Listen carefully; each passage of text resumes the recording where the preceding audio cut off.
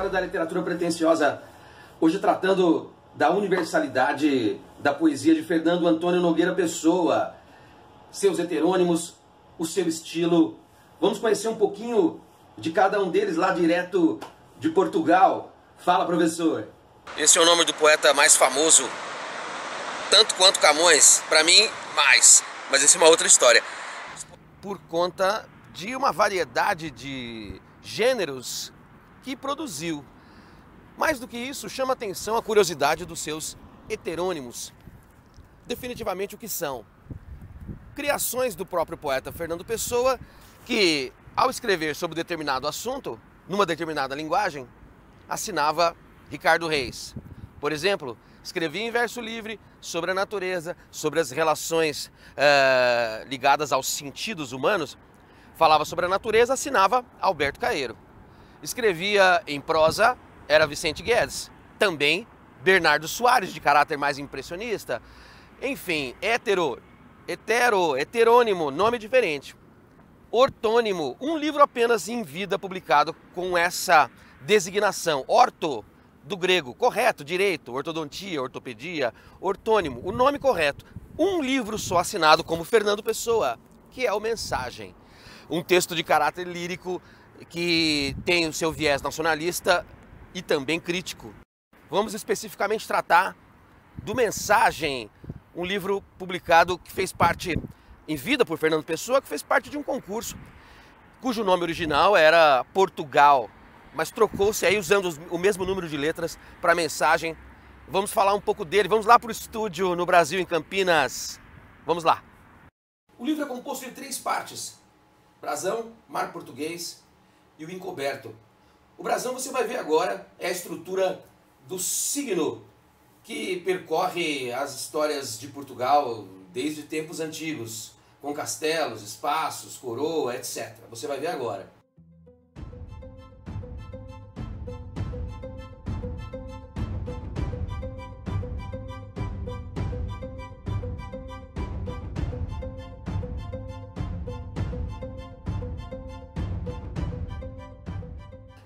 Mar Português, muito famoso o texto de mesmo nome. Mar salgado, quanto do teu sal são lágrimas de Portugal, por te cruzarmos quantas mães choraram, etc. E a pergunta ícone: valeu a pena?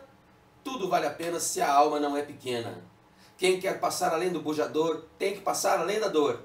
Deus ao mar o perigo e o abismo deu, mas nele é que espelhou o céu. Veja que há uma desilusão fortíssima dentro dessa mensagem, desse poema curto, falando das lágrimas de Portugal que salgam o mar, ou seja, são muitas, é muita tristeza.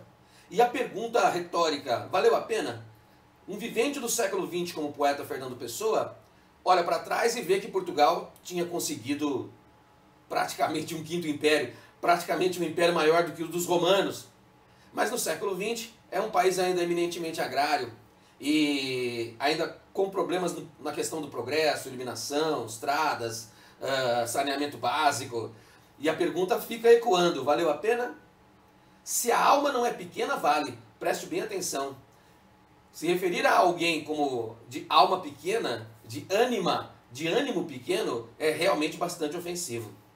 De novo, 3 partes: brasão, mar português e o encoberto. O encoberto é o lado sebastianista dessa história. Dom Sebastião teria sumido num nevoeiro, teria sumido na Batalha de Alcácer Quibir no século XVI. E veja que no final do livro diz esse verso: Portugal, hoje és nevoeiro. É uma espécie de deprecação, é uma espécie de pedido para que o país retomasse o seu destino de navegante e de um país pujante. Pois nessa primeira parte, brasão, se expõe o contexto histórico, filosófico, o aparecimento de Portugal enquanto reino. Existe uma imagem geográfica que diz: a Europa jaz posta nos cotovelos, de Oriente a Ocidente, o rosto com que fita Portugal, etc. Já no campo das quinas, são 5 chagas, 5 quinas, 5 chagas de Cristo, sofrimentos para a salvação da humanidade. E ali estão reverenciadas figuras de Dom Fernando, Dom Pedro, Dom João, Dom Duarte e Dom Sebastião. A parte das quinas envolve essa interferência de um ser divino, de Deus, sobre o destino do homem português, o destino de ser herói, de fazer história, a grandeza do país a ser cumprida. Existe o verso: porque é do português, pai de amplos mares, querer, poder, só isso, o inteiro mar, ou a orla vã desfeita, o todo ou o seu nada. E outro verso, que é Dom Sebastião: louco sim, louco porque quis grandeza, etc, etc. Vale a pena reforçar que nessa seção das quinas existe esse nacionalismo místico e também de caráter histórico. A coroa é nitidamente a representação de Nuno Álvares Pereira, o guerreiro medieval que depois vai se tornar santo na cultura portuguesa cristã. E esse elemento cristão ligado à necessidade do crescimento do país forma a identidade portuguesa também nessa virada da Idade Média para o Renascimento e prenuncia, com Nuno Álvares Pereira, a grandeza do país, pelo menos fisicamente, como se viu entre os séculos XV e XVI. O timbre, que é representado por esse grifo, esse ser fabuloso, faz referência a ações gloriosas do próprio país, representados então no infante Dom Henrique, em Dom João, o rei II da época de Vasco da Gama, e Afonso de Albuquerque, também navegante e conquistador. O encoberto é a parte mais mística, resvala num estilo impressionista, e nela estão destacadas as figuras de Dom Sebastião, século XVI, o Bandarra, do mesmo século XVI, um sapateiro profeta perseguido pela Inquisição por supostas práticas de judaísmo, porque ele interpretava a Bíblia e fazia profecia. E é tido como uma espécie de mito dentro da cultura portuguesa.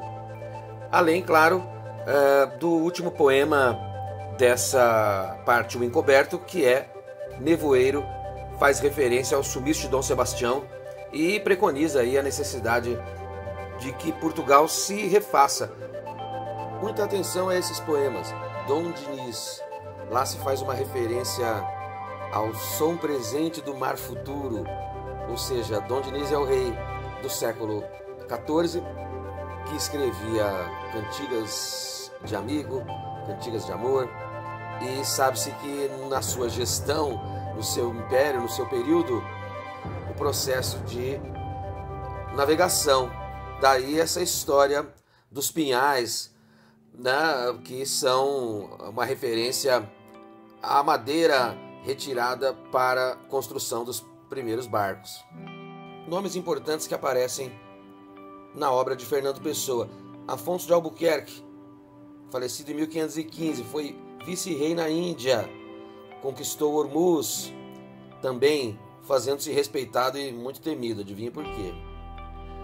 Bartolomeu Dias, século XV, enviado por Dom João II, e no rumo das navegações de Diogo Cão, descobriu o Cabo das Tormentas, no extremo sul da África. Conde Dom Henrique, século XII, não é o infante Dom Henrique do século XV. Conde Dom Henrique, século XII, militar de origem francesa, alistou-se no exército de Afonso VI, casou-se com Teresa ou Tareja, foi nomeado governador do condado portucalense, o embrião do Reino de Portugal. Diogo Cão, navegador, fez expedições para o Zaire, para o Congo, na segunda metade do século XV, tudo por ordem de Dom João II, o mesmo rei da época de Vasco da Gama. Dona Tareia, século XII, regente do condado portucalense. Quando morreu o marido, o conde Dom Henrique, ela quis governar sozinha a região, mas teve contra ela mesma seu filho Afonso Henriques, que mandou prendê-la, e depois a história de Afonso Henriques já é bem conhecida. Viriato viveu na época das invasões romanas, antes de Cristo, foi traído e assassinado no ano de 140 a.C., uma espécie de herói português. Nuno Álvares Pereira, conhecido como santo, escudeiro de Dona Leonor Teles, e famoso pela sua bravura contra os castelhanos, servidor do mestre de Avis. Foi beatificado em 1918, acreditem. Essa história mágica da poesia portuguesa passa por aqui, pelo Terreiro do Paço, Lisboa. Aqui no Café Martinho da Arcada, testemunha de muitas produções do poeta que faleceu em 1935.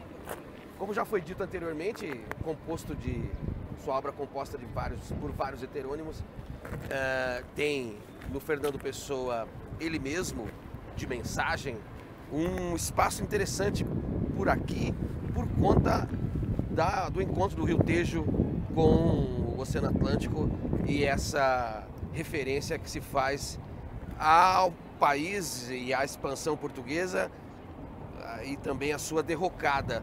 É um livro um tanto triste, de caráter impressionista e com versos metrificados, alguns livres, mas com rara musicalidade e objetividade, que é a marca desse Fernando Pessoa, ele mesmo chamado de ortônimo. Aqui atrás de mim o Arco da Rua Augusta, o espaço estruturado depois do tsunami de 1755, do terremoto. Temos um espaço livre e de circulação. Aqui Dom José I, que era o rei na época desse terremoto.